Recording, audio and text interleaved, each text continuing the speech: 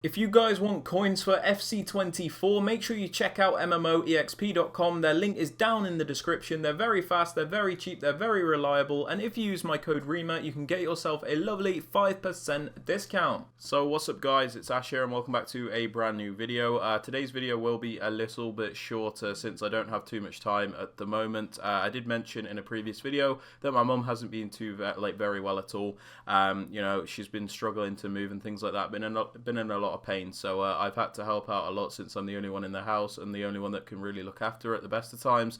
So yeah, I hope you guys understand that. It's not me waffling, but today we have some 4-1-2-1-2 custom tactics and I hope you guys enjoy. Sorry for the low energy.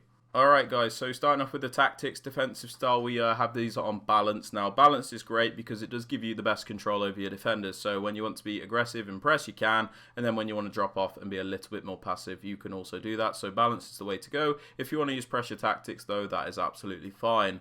Moving on to the defensive width guys, we have this on 45. This is so we can be primarily narrow and compact in our defense and block out all those attacks through the middle. We don't want our opponent to be able to just completely pass right through the middle of us. We also need to maintain some of the width, however, to cover the wider areas in case an opponent goes for an attack down the wing, so 45 works really well for me.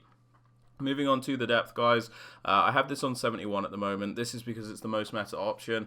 It is a little bit boring, but basically with 71 depth you get the automatic press from the AI. Makes it very difficult for your opponent to attack as every player is pretty much marked and it completely congests the middle. So 71 depth is the way to go, but you don't have to use this if you don't want to. For the build up play guys, we have this on balance, as I found balance to be the most controlled and the most varied way to build up. With balance you can pick and choose when and where you use each type of build up, so if you want to play slowly you can. If you want to speed up and play faster, you can also do that. For the chance creation guys, direct passing is great because it's the only one which will allow you to break through those part of the bus defenses. So when you use direct passing, your attackers will commit these runs, defenders will follow the attacker making the run, and then once the defender is overcommitted, your attacker will track back so you can cut back to them. So very boring but very overpowered. For the width guys, it is higher than it would be in previous games, but that's because you still have to go out wide in this game regardless of whether or not using a narrow or wide formation.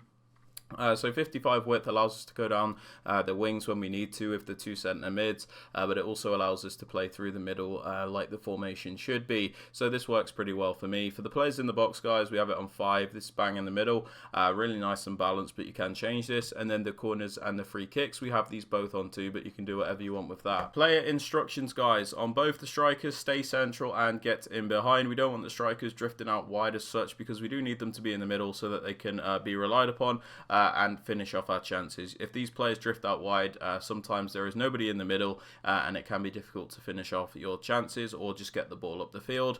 I also like to have them on getting behind so we can utilise their pace to get in behind the defensive line. It's also very effective when people use the 71 depth as their defensive lines are usually higher and it's easier to get in behind. You can switch them onto mixed attack if you would like. Moving on to the cam guys, we pop him on, come back on defense and get into the box for cross.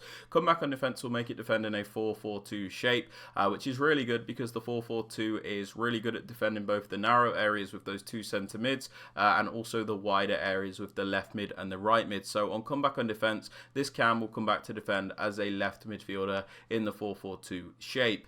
We also have him on get into the box for cross, so he's not hesitant in getting into the penalty area. Now for the left centre mid guys, we use a more box to box style midfielder, somebody that will attack and defend and have a bit of a free roll. So we just completely leave this player alone. We don't touch their instructions as such because we don't want to restrict them. The only thing I do change is popping them on cover centre so that it will defend as one of those centre mids in the 4-4-2 shape. Moving on to the CDM guys, I use my more defensive minded midfielder here, so Shuameni.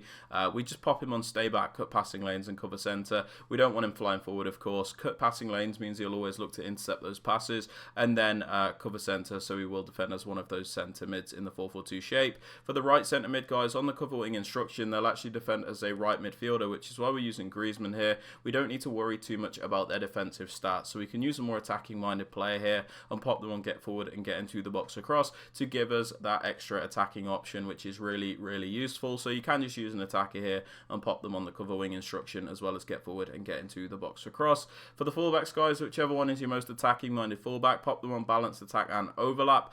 This gives you extra width, stretches out your opponent's defense, and gives you multiple options, especially with a player like Havertz with that whipped pass plus play style. Him making the overlapping runs and then crossing is very, very useful. For the other fullback, guys, your more defensive ones, stay back and overlap, so you always have at least 3 defenders back at a time, and then when you send them on the run forward, they'll make the overlapping runs. For the centre backs and the keeper, I just leave them alone. But yeah, guys, they're my tactics and instructions for the 4-1-2-1-2. If you have enjoyed, please be sure to drop it a like, sub to the channel if you are new, and don't forget to turn on notifications. And with all that aside, guys, hope you have a great rest of your day, and I'll catch you all in the next video. Peace.